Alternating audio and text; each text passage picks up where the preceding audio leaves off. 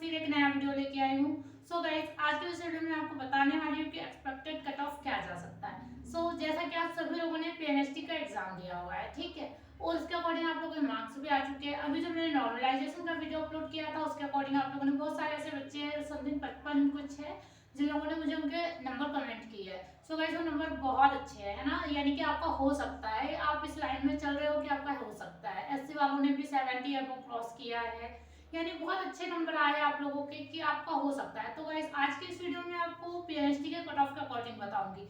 So guys, ये मैं normalisation के बाद एक्सपेक्टेड कट ऑफ बता रही है, फाइनल कट ऑफ नहीं है, ऐसा बिल्कुल भी मत सोचना। मैं आपको बात बता रही हूँ कि हाँ, इसके बीच हो सकता है। जो नॉर्मलाइजेशन होगा उसके बाद मैं एक कट ऑफ का वीडियो फिर बना के दूंगी कि किस तरीके से हो सकता है इस बार परफेक्टली, ठीक है।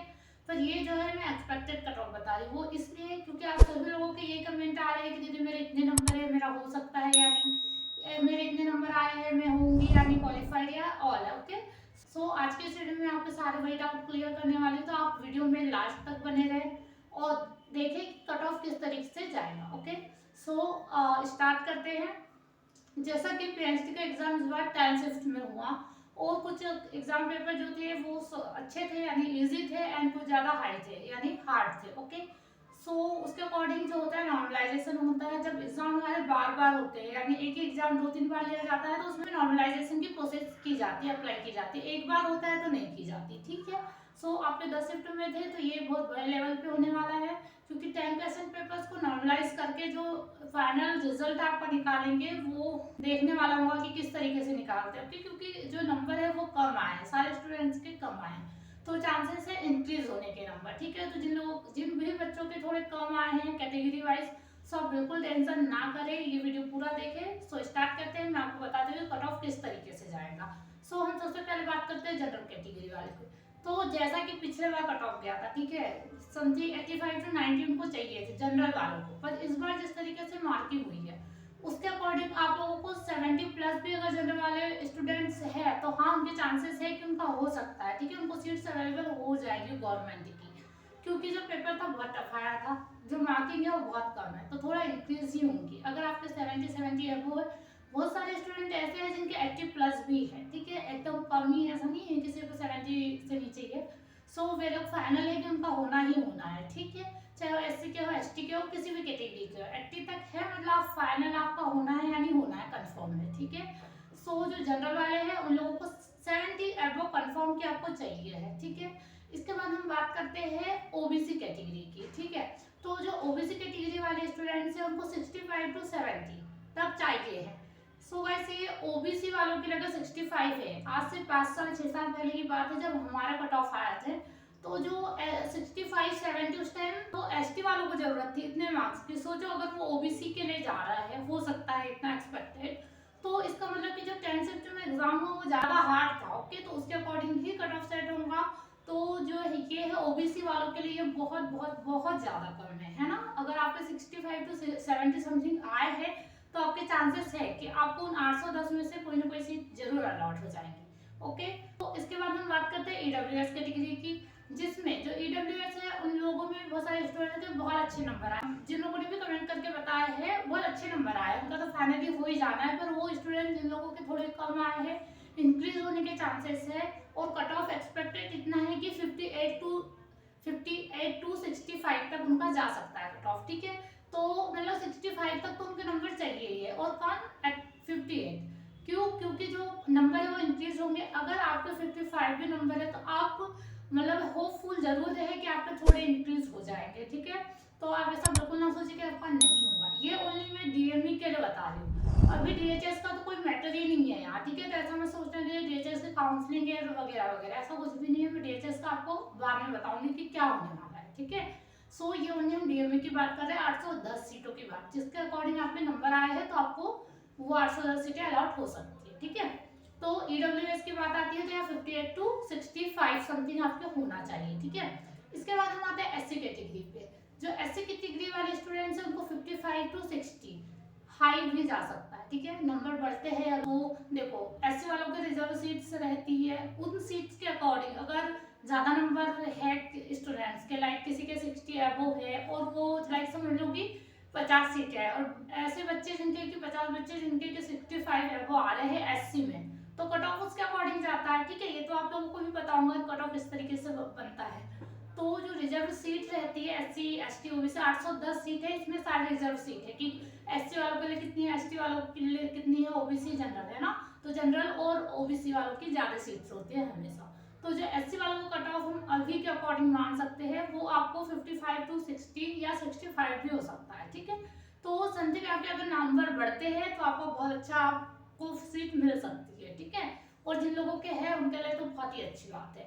देन इसके बाद बात आती है एसटी कैटेगरी वालों की, तो इनको भी समथिंग 55 to 60 चाहिए ही है, क्योंकि जिस तरीके से कट ऑफ जाता है वो आज तक ऐसा नहीं हुआ है। मतलब पहले बहुत पहले ऐसा हुआ करता था हमारे सीनियर मोस्ट सीनियर उन लोगों के टाइम कि हाँ उनके 50 अबव है तो उनका हो सकता है, पर जिस तरीके का अभी चल रहा है कि अच्छे अच्छे बच्चे हैं पढ़ने वाले, जिन लोगों के अभी भी अच्छे अच्छे मार्क्स आए हैं तो उनके अकॉर्डिंग कट ऑफ जाना तय है। ठीक है, अगर आप थोड़े बढ़ते भी है या जो भी, तो कट ऑफ जो है एसटी वाले भी क्यों ना हो 55 से अबव ही रहेगा। ठीक है, तो ऐसे एसटी वाले स्टूडेंट्स भी हैं जिनका 70 अबव आए हैं। जो कुछ लोगों ने मुझे कमेंट किया जिनका 60 प्लस है, जिनके 70 प्लस है, 75 प्लस है, तो वो लोग तो श्योर है कि उनका होना ही होना है। ठीक है, सिक्योर है वो लोग। इसके बाद जिनके कम है उनके अकॉर्डिंग मैं बता रही हूँ कि उन लोगों को 55 टू एबव चाहिए। अगर आपका 53 है 54 है तो होपफुल रहो कि आपके बढ़ सकते हैं मार्क्स। पेपर के पैटर्न के अकॉर्डिंग वो टफ था या इजी था, कौन सा शिफ्ट का आपका पेपर था, तो ये सारा सब कुछ पता चल जाएगा कि कौन सा पेपर ज़्यादा सरल था या कौन सा कठिन था, उसके अकॉर्डिंग किस पेपर में कितने मार्क्स बढ़ाए गए हैं। ये सारा जैसे ही अपडेट्स आती है मैं आपको जरूर दूंगी, आप मुझे बताना कि आपका किस शिफ्ट में पेपर था। ओके, सो सारा कट ऑफ जो है कम जाएगा आपको, जनरल से लेके एसटी तक मान के चलो टोटल आप लोगों को चाहिए 55 to 75 प्लस मार्क्स। ठीक है, या 70 प्लस मार्क्स, मतलब टोटल 55 to 70 के बीच ही सारी कैटेगरी आ रही है। जितने भी एग्जाम या जितने भी पेपर आपने सॉल्व किए हैं 10 शिफ्ट में, उन सभी का रेशो मिला के इतना ही आ रहा है। जिन लोगों के 85 मतलब जो 100 में से हम 10% मान के चल सकते हैं जिन लोगों ने 80 75 एवो किया है, बाकी जो 90% बच्चे हैं वो 70 से नीचे ही है। ठीक है, तो उनको देखते हुए कट ऑफ ही बनेगा। सो आप आई होप आप लोगों की वीडियो समझ आया होगा, आपके जो थोड़े डाउट हो रहे हैं कट ऑफ को लेकर वो क्लियर हो जाएंगे। जो आपके कंप्यूटर स्क्रीन पे थे वो आपके फाइनल मार्क्स नहीं थे, इसीलिए कह रही हूँ क्योंकि जो 10 सिफ्ट में पेपर हुआ उसके बाद नॉर्मलाइजेशन होता, अगर ये ओनली एक पेपर होता तो हाँ वो आपके फाइनल मार्क्स हो सकते। देन इसके बाद मैंने नॉर्मलाइजेशन वाले वीडियो में ये भी बताया था कि अगर किसी तरीके से उनके साइड से कोई गलती रहती है, जिन्होंने एग्जामिनर है उनके साइड से अगर क्वेश्चंस पे कोई गलती रहती है तो उसके क्वेश्चन के आपको जो है प्लस पॉइंट आपको मिलना ही है। आपके वो जो नेगेटिव मार्क जो मार्क्स कटते हैं या आपने नहीं किया या किया है वो क्वेश्चन या गलत किया जैसा भी, पर उसका एक नंबर आपको मिलना ही मिलना है। अगर इस तरीके का उन 10 पेपर्स में कुछ भी होता है और आप उस शिफ्ट में हो तो आपके वैसे भी इंक्रीज होंगे, देन उसके बाद नॉर्मलाइजेशन जो किया जाएगा उसके अकॉर्डिंग भी इंक्रीज होंगे। ठीक है, तो आई होप आप लोगों की वीडियो अच्छे से समझ आया हो। जो भी डाउट हो मुझे कमेंट में जरूर बताएं। इसके बाद जो भी आप लोगों ने अपने मार्क्स है उसको लेके ऐसा बिल्कुल ना सोचे कि कम है ज़्यादा है, और ये तो ओनली डीएमई का पेपर था, अभी तक डीएचएस ने अपना कोई कुछ ऑप्शन नहीं दिया है।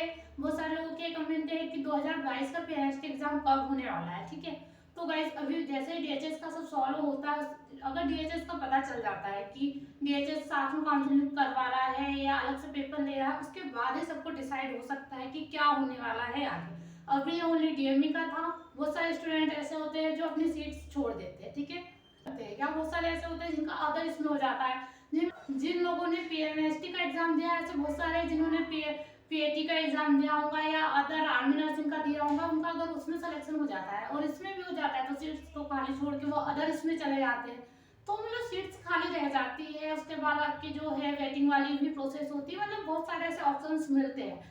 तो वो जिन लोगों के कम नंबर आए और बिल्कुल उम्मीद ना छोड़े, कुछ ना कुछ निकल आएगा हल कि आपका हो सकता है। ओके, इसके बाद नहीं भी जो भी होता है इसके बाद डीएचएस तो है ही, आप बस अभी भी पढ़ाई पे ध्यान दें। ठीक है, पढ़ाई करें क्योंकि कुछ भी हो सकता है, डीएचएस अपना अलग से भी एग्जाम ले सकता है। ओके, सो अच्छे से पढ़ाई पे ही ध्यान दो, अभी जो हो रहा है उसे होने दो, आप पढ़ाई पे ध्यान दो। ओके, और अगर नेक्स्ट एग्जाम देखो अभी सिर्फ अभी नीट का एग्जाम आने वाला है। ठीक है, जिसके लिए कुछ ही महीने बचे हुए हैं, मई में उसका एग्जाम हो जाता है और ये हमारा अक्टूबर लास्ट चल रहा है। ठीक है, तो कुछ ही महीने बचे हुए हैं, आप लोग सिर्फ पढ़ाई पे ध्यान दें। जो न्यू स्टूडेंट्स हैं, जिन लोगों ने पीएनएसटी का एग्जाम भी नहीं दे पाए हैं, सब लोग सिर्फ पढ़ाई पे ध्यान दें, क्योंकि कुछ ना कुछ अच्छा होना है। अगर गवर्नमेंट जॉब चाहते हो तो प्लीज फोकस करें ओनली गवर्नमेंट पे, ये वर्ड हमेशा याद रखें। क्योंकि अगर आप थोड़े से भी हटे अपने इससे कि हाँ चलो यार नहीं हो रहा, छोड़ो ये नहीं, ये कर लेता हूँ, तो आप बहुत बुरी तरह फंस जाओगे लाइफ में आगे, और आपके पास उस टाइम बिल्कुल टाइम नहीं होगा, यानी कि आप कुछ नहीं कर पाओगे, चाह के भी कुछ नहीं कर पाओगे।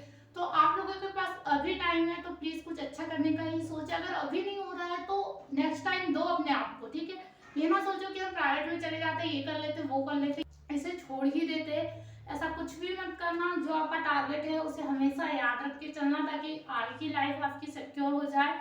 अदरवाइज मैं ऐसे बहुत सारे मेरे फ्रेंड्स लोग हैं या मेरे जो कजन्स हैं, इन लोगों को देख रही हूँ, जिन लोगों जो अब बहुत बुरी तरह फंस चुके हैं, जिन लोगों ने उस टाइम पे अपने आप को वो नहीं किया कि हाँ चलो मैं रुक के थोड़ा और ट्राई कर लेता हूँ। वो जिन लोगों ने ट्राई नहीं किया, वो लोग अब ऑप्शन ढूंढ रहे हैं कि यार मैं कहीं और ट्राई कर लूँ, पर नहीं हो पा रहा है। सो गाइस, आप लोगों के पास है टाइम तो प्लीज अपने आप को पूरा टाइम दे, अभी नहीं तो नेक्स्ट ईयर के लिए दे, पर हमेशा गवर्नमेंट ही चूज करे। Okay, so thank you for watching. I hope video समझ आया होगा। आप जरूर मेरे चैनल को सब्सक्राइब करें, सारे अपडेट्स आपको मैं और दूंगी। देन इसके बाद आप मेरे टेलीग्राम चैनल को जरूर ज्वाइन कर ले, क्योंकि जो भी है पीडीएफ मैं वही अपलोड करती हूँ, तो वो आपके लिए हेल्पफुल हो सकता है। So thank you for watching.